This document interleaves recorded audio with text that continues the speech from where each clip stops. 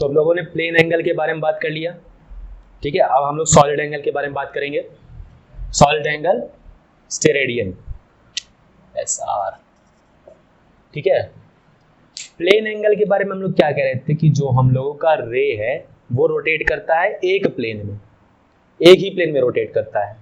लेकिन और भी ऐसे हम लोगों को जरूरत पड़ती है जिसमें हम लोगों को किसी 3 डायमेंशनल ऑब्जेक्ट के लिए कुछ एंगल डिफाइन करने पड़ते हैं। 3 डायमेंशनल ऑब्जेक्ट के लिए हम लोग जब एंगल डिफाइन करते हैं उसको डिफाइन करते हैं हम लोग स्टेरेडियन में, ठीक है। अब इसका कॉन्सेप्ट क्या है कि जैसे सपोज ये एक सेंटर है मेरे पास, सपोज O, ये एक स्फीयर का सेंटर है, ठीक है। इसके चारों तरफ एक स्फीयर है, यहां से स्फीयर निकल के आ रहा है, ठीक है। स्फीयर यहां से स्फीयर निकल के ऐसे अंदर आ रहा है, ठीक है। तो अब इस स्फीयर के ऊपर सपोज मेरे पास कोई पैच है, एक पैच है जिसका कुछ एरिया है। फॉर एग्जाम्पल देखो ये अम्ब्रेला है, ठीक है। ये अम्ब्रेला को समझ लो ये एक स्फीयर का पार्ट है। ये स्फीयर अगर इसके मैं ये जो इसमें जो मुड़न है, ये इसमें जो सिलवटें हैं, इसको मैं हटा दूं तो समझ लो एक स्फीयर बन रहा है कि नहीं, ठीक है। ये इस स्फीयर का समझ लो ये वाला जो पॉइंट है वो उसका सेंटर है, ये पॉइंट इस स्फीयर का सेंटर है, ठीक है। इस ये पॉइंट है O को कहते हैं हम लोग apex, APEX, apex as acts as a centre, ठीक है। अब मैं कह रहा हूं कि सपोज करो तुम्हारे हम लोगों के पास जो स्फीयर है उस पर हम लोग एक एरिया का पैच ले लेते हैं, ठीक है। सपोज मैंने ये पैच ले लिया, ठीक है, ये पैच ले लिया और अब मैं इसको अगर सेंटर से देखूंगा, ठीक है, तो क्या होगा, ये जो पैच है मेरा कैसा दिखाई देगा,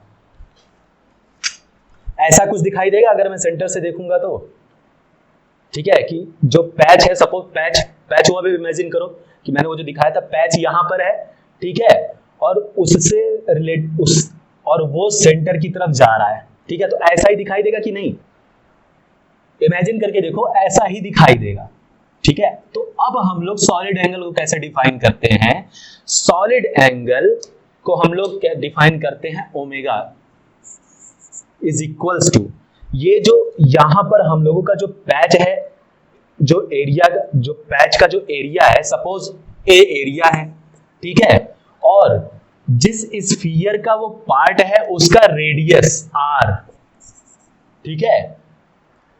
इतना समझ में आया कि नहीं, पहले बोलो। हम लोगों ने कहा कि सपोज ये ही मेरा वो स्फीयर है जिस पर मैं पैच लेने वाला हूं, ठीक है।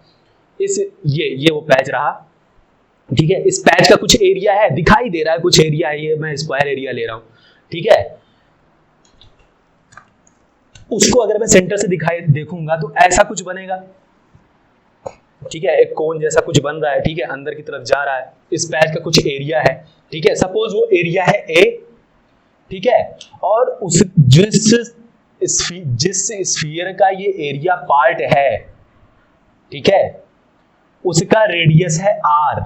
जैसे इस केस में हम लोगों का रेडियस क्या है, इस केस में हम लोगों का रेडियस है ये जो डंडे का लेंथ है हम लोगों का इस केस में रेडियस का काम कर रहा है, ठीक है, रेडियस R, ठीक है। अब सॉलिड एंगल कैसे डिफाइन करते हैं, A जो हम लोगों का पैच का एरिया डिवाइडेड बाय रेडियस का स्क्वायर, जिस स्फीयर का रेडियस R है, ठीक है, और ये जो पैच है वो उसके सरफेस एरिया का एक पार्ट है, उस केस में हम लोगों ने एक सॉलिड एंगल डिफाइन किया ओमेगा कैसे डिफाइन किया हम लोगों ने, area of the patch divided by radius का स्क्वायर, ठीक है।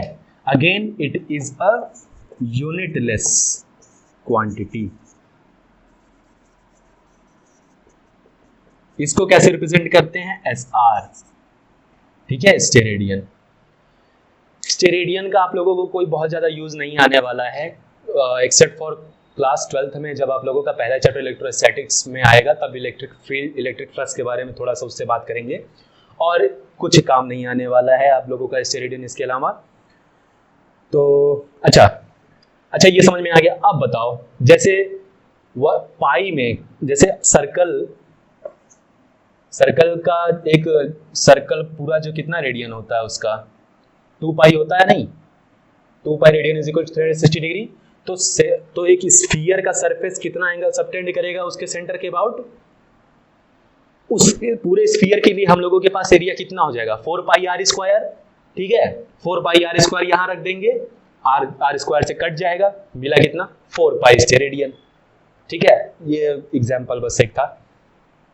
अब ये हम लोगों का हो गया। अब हम लोग इस सेक्शन को कंक्लूड करने वाले हैं बाई कॉमनली यूज्ड बाई, अब इसको एक चीज और पढ़ लेते हैं कि commonly used prefixes in SI. जो बचपन में आप लोग पैमाना पढ़ते थे वही है। ठीक है, मल्टीपल्स एंड सब मल्टीपल्स। तो 10 to power -1, 10 to power -2, 10 to power -3, 10 to power -6, 10 to power -9, 10 to the power -12, 10 to the power -15, 10 to the power -18, 10 to the power 1, 10 to the power 2, 10 to the power 3, 10 to the power 6, 10 to the power 9, 10 to the power 12, 10 to the power 15, 10 to the power 80। तो 10 to the power 1 को SI में क्या कहते हैं?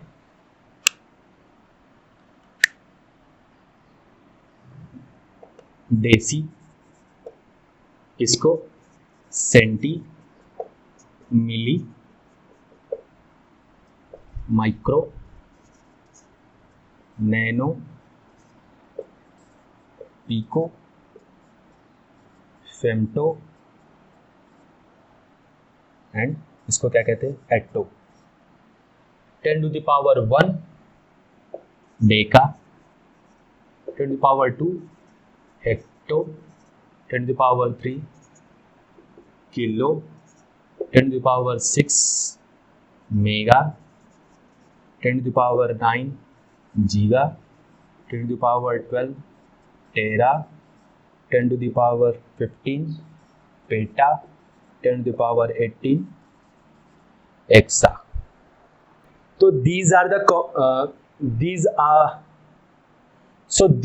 the commonly used prefixes for multiples and submultiples।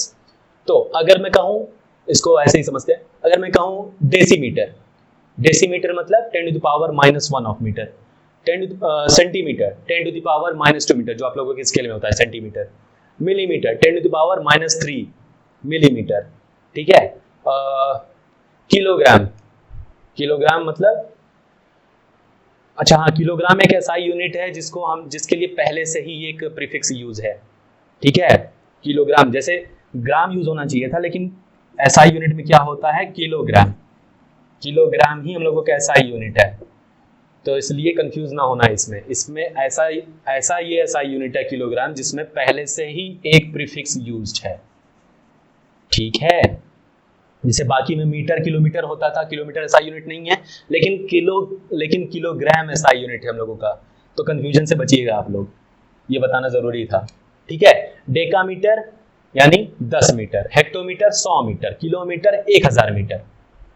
ठीक है, उसी तरीके से और क्या एग्जांपल ले सकते हैं? ग्राम में माइक्रोग्राम 10 to the power -6 ग्राम, और milligram 10 to the power -3 gram. Okay, तो इसको देख लीजिएगा, ये बहुत इजी है वैसे। Okay, this concludes. अब यहां पर हम लोगों का सेक्शन 2.2 कंप्लीट हो गया है। अब हम लोग सेक्शन 2.3 पर चलेंगे। ठीक है, आज को लेक्चर को मिलाकर 2.2 कंप्लीट हो गया है। 2.3 पर नेक्स्ट लेक्चर से हम लोग उसके बारे में बात करेंगे। Okay, thank you. This concludes section 2.1 and 2.2। Okay, thank you.